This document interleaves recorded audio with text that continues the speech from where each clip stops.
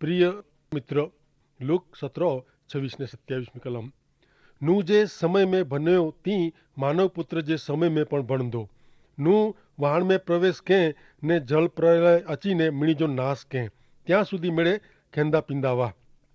जल प्रलय एतरी आंखे खबर हूंदी कि दरिये में वॾो तूफान थिए इनके जल प्रलय चोला जे में अचे थो। हाणे 26वीं कलम में प्रभु यीशु झूने ज़माने जी बनाव जी ॻाल्हि जणाइनि था। बाइबल जे झूने करा जो विभाग जो पुस्तक उत्पत्ति 9 ने 10 अध्याय में पाण खे इन संबंधी जाने में मिलंदो। टूंक में उन समय में ईश्वर दुनिया जो विनाश पाणी से क्यों पर नूह ने तेजे कुटुंब जा 7 ॼणा बची विया।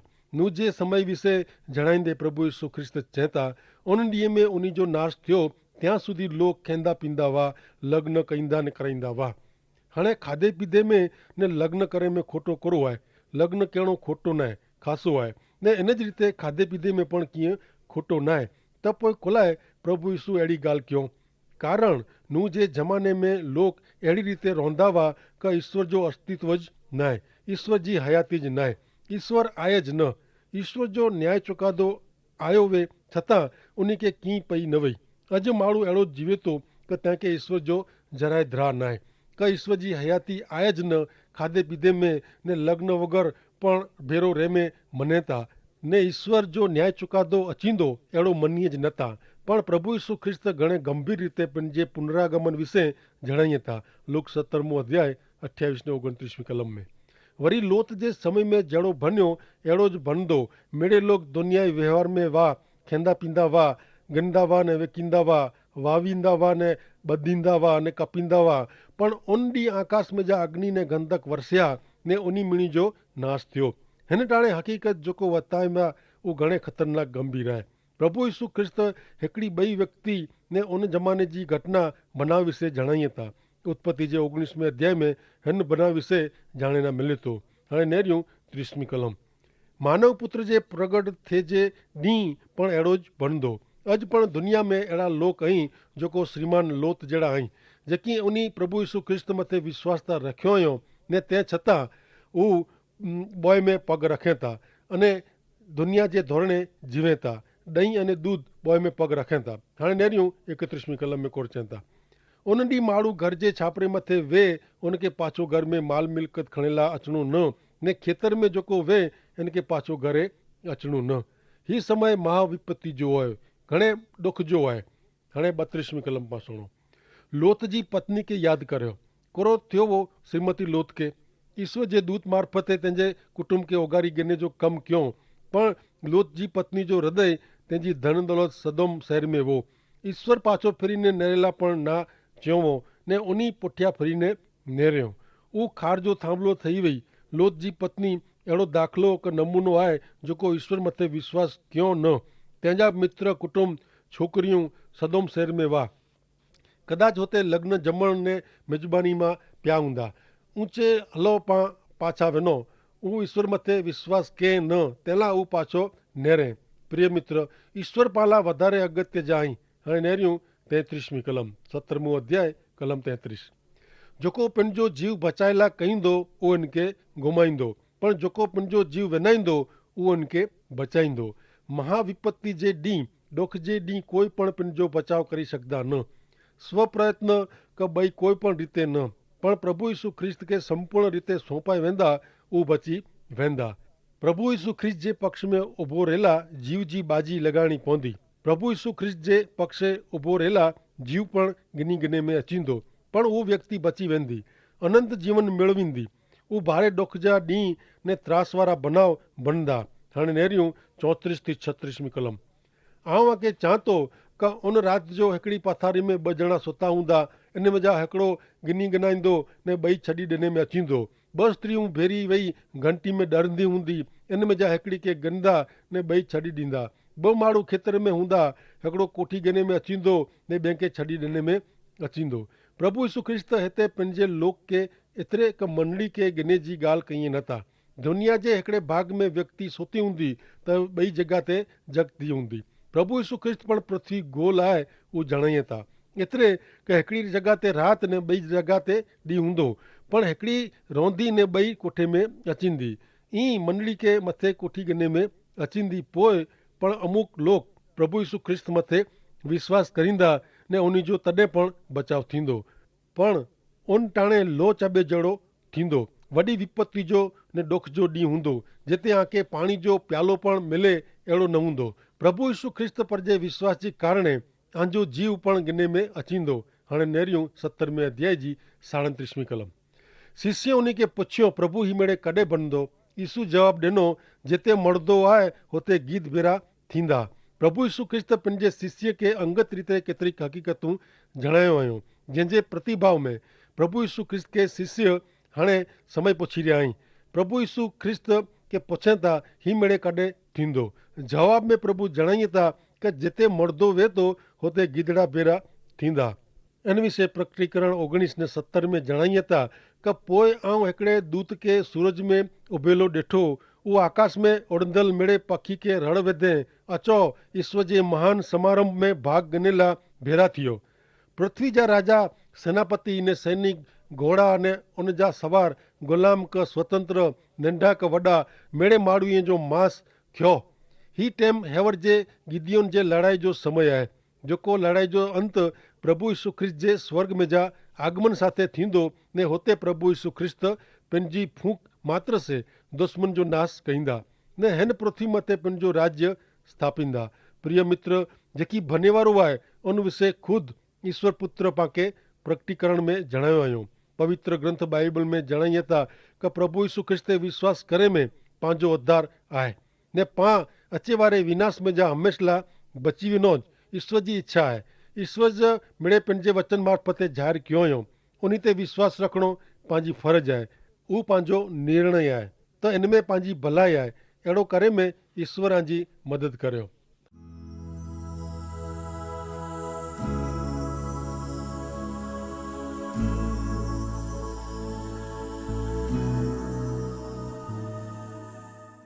लूक 18 कलम 1। हमेशा प्रार्थना करिणी खपे ने कॾहिं निराश थियणो न। उहो सेखारियला यीशु हिकिड़ो दृष्टांत चयो। लूक 17वें अध्याय में अंत भाग में प्रभु यीशु ख्रिस्त पंहिंजे फिरी अचे जे विषय में जणाइए था, जंहिंमें उन जणायो कि उहो ॾींहुं घणे आकरा ने भयंकर हूंदा ने इन में प्रभु यीशु ख्रिस्त पर जो विश्वास टिकाए रखणो घणे आकरो पण ज़रूरी बनंदो। अरे अॼु पण प्रभु यीशु ख्रिस्त जे पक्ष में उभो रहणो ने उन ते विश्वास रखणो घणे वॾी क़ीमत ने बलिदान मंगी गिने थो। पण उहो महाविपत्ति जे समय में ता जीवन लाइ क़ीमत चौकणी पवंदी।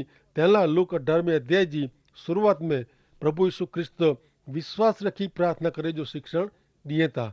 जिन ॾींहं में ईश्वर पर जो विश्वास चुरी वेंदो, ॾगी वेंदो, अहिड़े ॾींहं में निराश थिए वग़ैरह प्रार्थना करे जी आहे। पाण अहिड़े ॾींहं में जीऊं था कि जॾहिं माण्हूअ जे हृदय में द्रावे ने निराशा अची वञे ने पाण वटि ईश्वर जा वचन ऐं उहो पाण अहिड़े समय में निराश थिए वग़ैरह प्रार्थना जो शिक्षण ॾिए था। प्रभु यीशु ख्रिस्त प्रार्थना जो शिक्षण ॾींदे हिकिड़ो दृष्टांत चए था, जंहिंजो आदेश आहे कि पाण अहिड़ी हालत में पण प्रार्थना कयूं।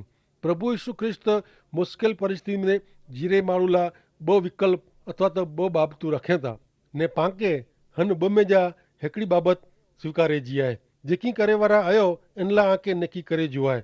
मुश्किल जे ॾींहं में माण्हू व्यक्तिकर्ता निराश थी वेंदी अथवा प्रार्थना कईंदा। पाण वटि निराशा जा ॾींहं हूंदा अथवा विश्वास जा ॾींहं।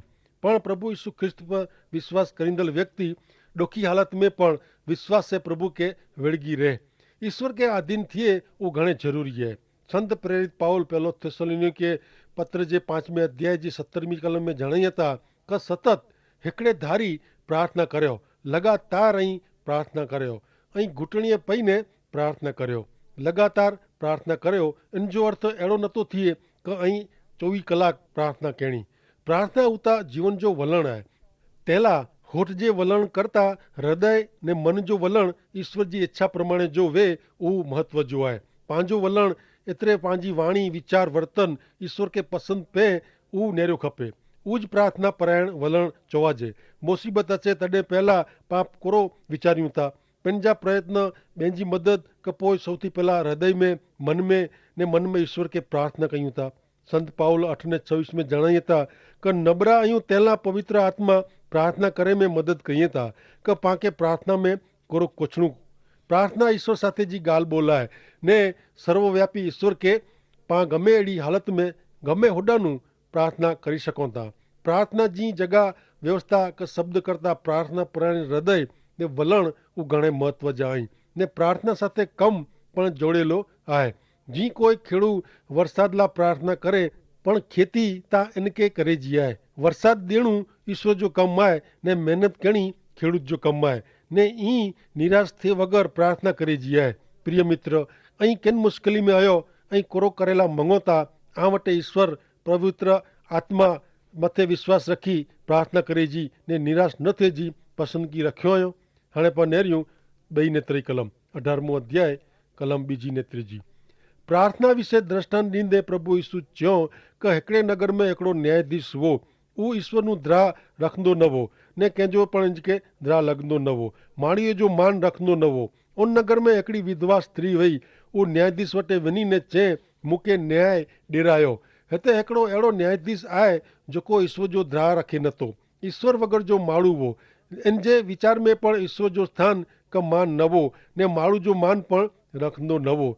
तंहिंमें ही विधवा न्याय गिनेला उन न्यायाधीश वटि वञे थी। हिन विधवा मथे त्रास गुज़ारे में अचींदो हो, सख़्त अन्याय गुज़ारे में अचींदो हो ने उहो हिन न्यायाधीश वटि वञे थी ने तंहिंखे जवाबु मिले थो न्यायाधीश घणे कम में ई। ॿिए ॾींहुं पण न्यायाधीश चए था घणे कम जे कारण इनखे मिली सके न थी न आहे। उहा स्त्री पाछी घरे वई। ॿिए ॾींहुं वरी न्यायाधीश खे मिलियल आ वई। न्यायाधीश पटे वारे खे चए उहा स्त्री खे चओ तोखे अॼु न्यायाधीश नहीं मिली सके। उहा विधवा पाछी घरे वई ने टे ॾींहुं पाछी आ वई। न्यायाधीश वटि वञे थी पर न्यायाधीश इन जी ॻाल्हि सुणे नथो ने मिले पण नथो। पण उहा विधवा बाई हिम्मत न हारई, रोज़ रोज़ न्यायाधीश खे मिले लाइ वेंदी वई।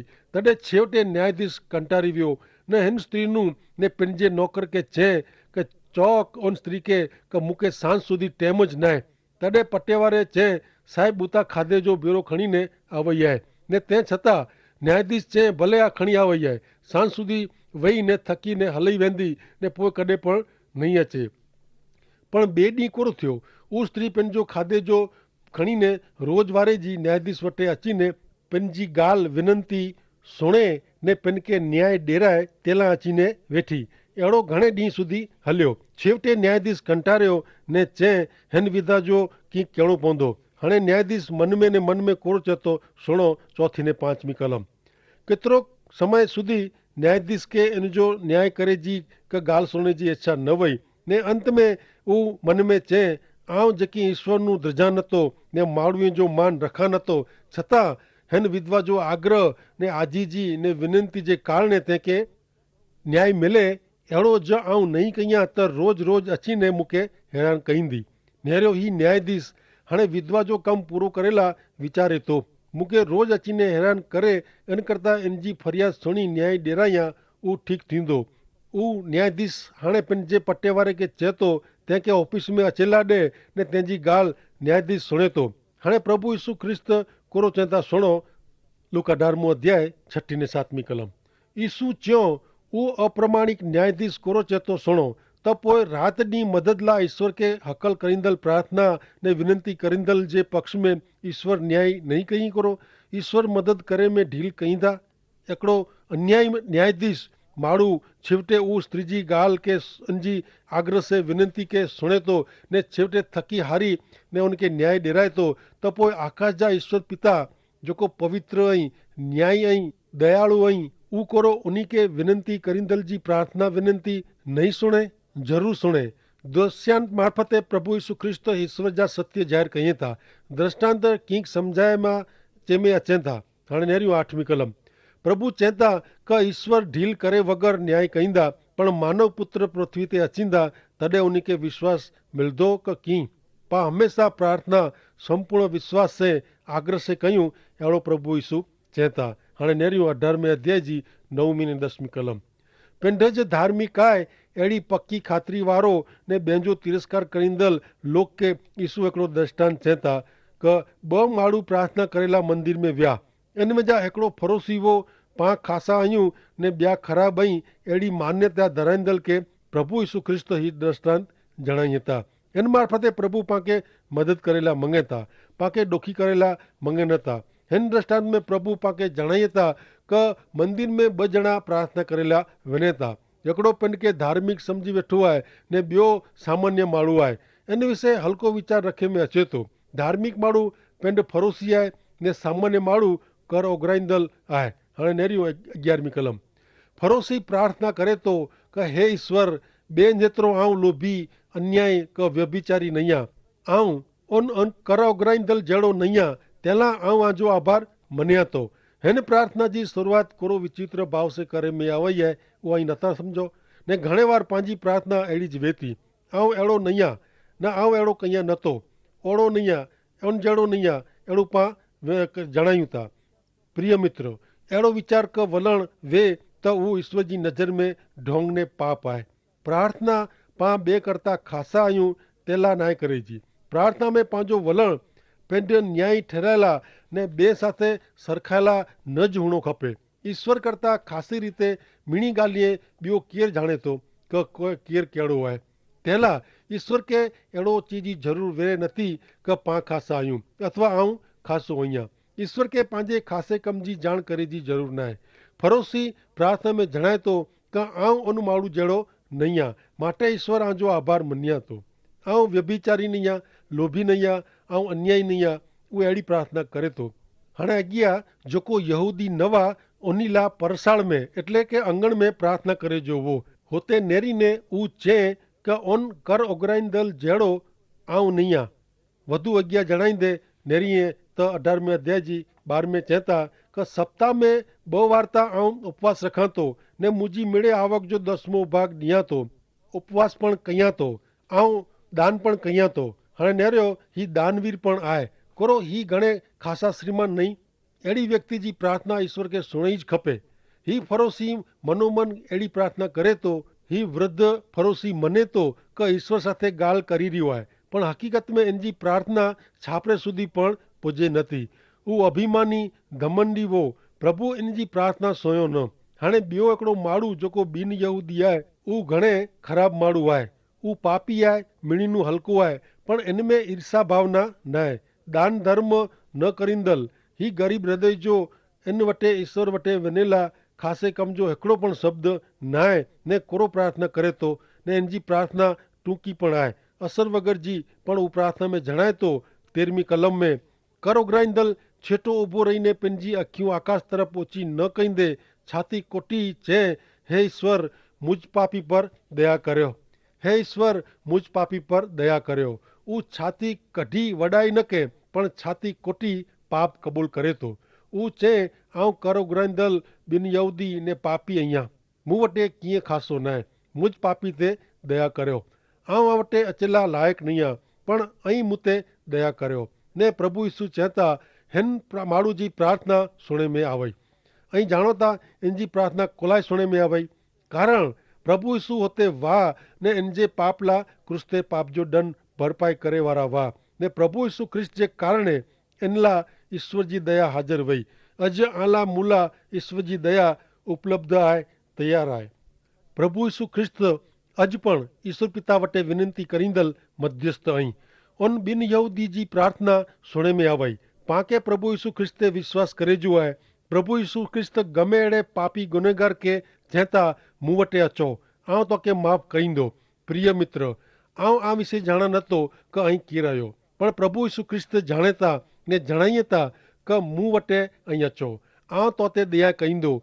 ई आंजे उद्धार ला क्रूस ते मृत्यु पाम्या ने आंजे पाप जो देवो चुकवी ॾिनो आहियो। हाणे पाप जो देवो चुकवींदल प्रभु यीशु ख्रिस्त मथे विश्वास करे जो आहे। आंखे कोई वचन ॾिने जो न आहे, क़ीमत चुकवे जी न आहे, मात्र विश्वास करे जो आहे। प्रिय मित्र, धार्मिक कम न, पण ईश्वर पुत्र प्रभु यीशु ख्रिस्त ते विश्वास ने करेल पाप जी कबूलात करे जी आहे। प्रभु यीशु ख्रिस्त विश्वासु ने दयालु आई। नेरो प्रभु यीशु ख्रिस्त कोड़ो जणाइए था 18मों अध्याय ने 14वीं कलम। आऊं आके चाहतो ऊ फरोसी न, पण ही कर ओघराईंदल ईश्वर साथे सीधे संबंध में अचीने पंहिंजे घरे पाछो वियो।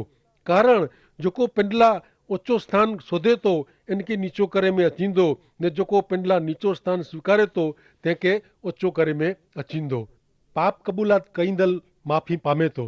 प्रिय मित्र, ईश्वर पुत्र प्रभु यीशु ख्रिस्त में माफ़ी मिले थी। वो मेळवीने આજે જીવન કે આશીર્વાદિત કર્યો. આમીન.